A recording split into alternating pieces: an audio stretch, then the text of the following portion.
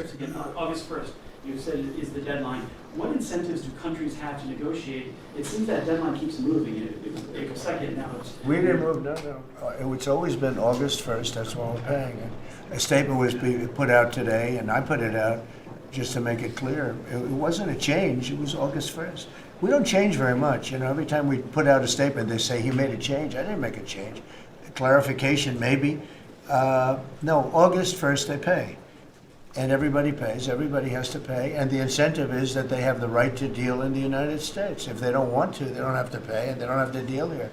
But if they want to buy and make a lot of money and sell in the United States, they have to do that. You know, if you go back and look at some of the good presidents, our country was the wealthiest, proportionately the wealthiest, from 1870 to 1913. It was an all-tariff country.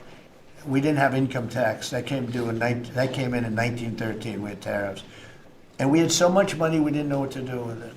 We had, we had a couple of presidents that were very, very strong. McKinley, I guess, more than anybody, but he was the tariff king, but he was very, very strong. It's sort of sad. He made a fortune for this country, became very rich, and then Teddy Roosevelt went out and vice president, and he spent the money. And they said Roosevelt was a great president. And let's say he was a great president, but the money was paid by McKinley with tariffs. Tariffs are charged by other countries at levels that are ridiculous. And you know, I call those other countries, to say, and every one of them is willing to give us everything now, by the way, just so you know. Sir, we'll charge you no tariffs, nothing. We'll give you everything. We'll give you access to our markets. We'll give you everything. Is that a correct statement, Scott? Yes, sir. Howard, would you say that's a correct statement? Exactly correct.